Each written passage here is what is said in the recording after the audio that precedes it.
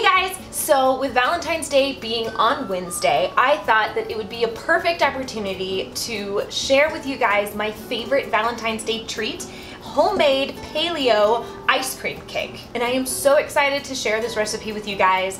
It is technically paleo, but it does involve organic cane sugar, which I know isn't necessarily on the paleo diet, but I use the Wholesome brand, which is my favorite brand of any type of sugar. They have all sorts of sugar. This is not an ad for Wholesome sugar. This is the brand that I use. So ingredients time. You already know we need some sugar. We need baking cocoa, almond butter, salt, vanilla extract, butter and eggs. Now, for truly paleo and dairy-free, don't use butter, use coconut oil. I just still don't have any coconut oil from the last time I used it all in my last baking video. So I'm using butter. Chocolate chips. I use Enjoy Life brand semi-sweet mini chocolate chips because they're allergen friendly, they are responsibly sourced, and they're easier to melt when they're mini. And of course, for any paleo-friendly ice cream cake, you are gonna need the ice cream. You can use whichever ice cream brand is your favorite. I am using Cotto, which is made out of avocados, mint chocolate chip, which is so yummy and creamy that it'll be really easy to cut the cake straight out of the freezer without having to let the ice cream thaw out a bit. Now let's get baking! So, first thing on our instructions, as always, is to preheat the oven, and we are going to be preheating our oven to 350. While that preheats, we are going to make our brownies, which is the base of our ice cream cake. I am using a flourless paleo-friendly recipe. I will link down below. You can also use a box of brownies for a very, very simple cake. You just use the brownie mix, do as instructed, bake them, good to go. I again am making it allergen friendly, so I chose a flourless brownie mix. First thing for the recipe that you have to do for the brownies is melt these in a microwave. I do not own a microwave, so I'm going to melt them on the stove. So I will be right back with our yummy butter, chocolate chip, and almond butter mixture for the base for the brownies.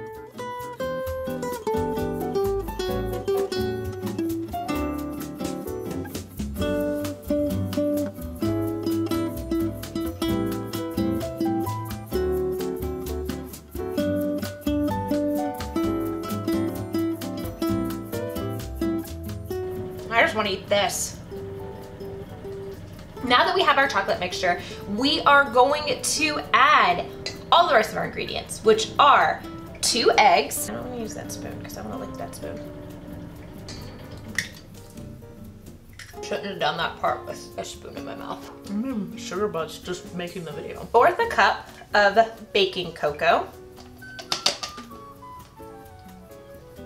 There we go. I may or may not have made a mess with the cocoa. A smidge of salt. I use pink Himalayan, but you can use any salt. I'm sorry, tablespoon? What? We are going to do teaspoons. I'm going to do 2 teaspoons of vanilla, which is lucky because that's exactly what I have left. Look at that. Love it when things work out. Now 1/2 cup of sugar. All my cups are dirty. I'll use the other side of this. What did I think was gonna happen? That's why we have more than one measuring cup. See, I may not be smart at first, but I always get there in the end. We need 1/4 of a cup. There we go. All right, that's everything. Take your spoon and stir it all together.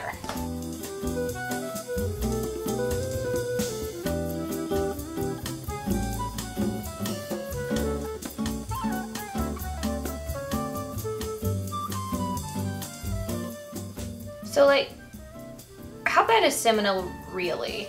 I really want to lick this. And I think it would be worth it. But we also have a turtle.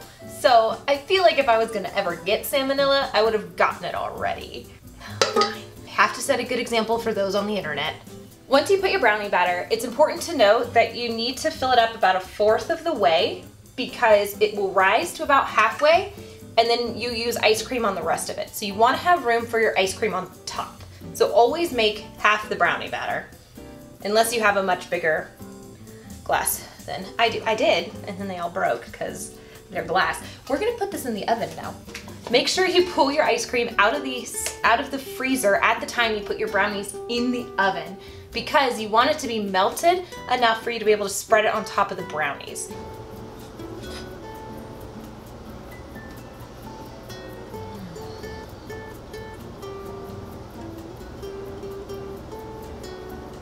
You saw nothing. Now that our brownie has had a chance to cool, we are going to put the ice cream on top. Now you need at least half a... That ice cream's a little zealous to get on top of there.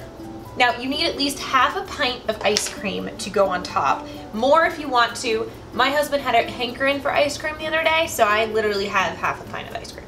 So full disclaimer, you're gonna need a full pint of ice cream. So instead of an ice cream cake, we are going to have chocolate brownies with a hint of mint chocolate chip ice cream on top.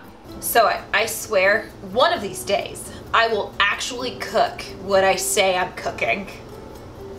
But this still needs to go in the freezer, and I'm still gonna teach you how to make, and that's probably loud, I'm still gonna teach you how to make ice cream cake.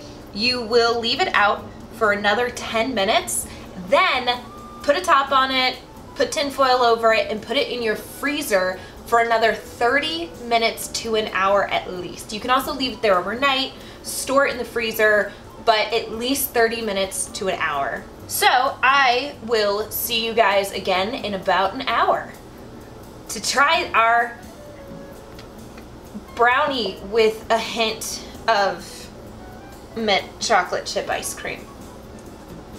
Welcome back. If you can't tell, a little bit more time than just 1 hour has passed. And yes, this is how I decided to finish this video, because I figured it perfectly reflects how this ice cream cake makes me feel on the inside. It was an epic fail on my part. So here are a few tips to make sure your cake does not turn out like this. 1. Grease your pan before you pour your brownie batter in it. 2. Make sure to keep the ice cream cake in the freezer overnight. 3.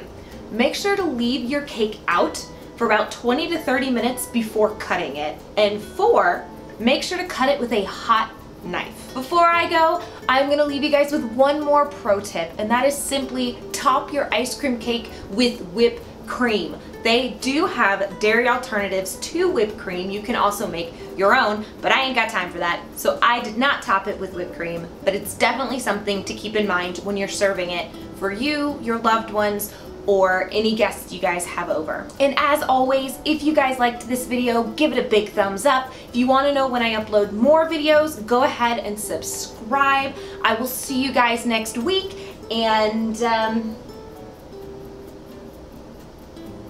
enjoy. I do want to eat this. I want to eat this so bad. This would also be an amazing just brownie. Forget the ice cream next time. I'm just making the brownie.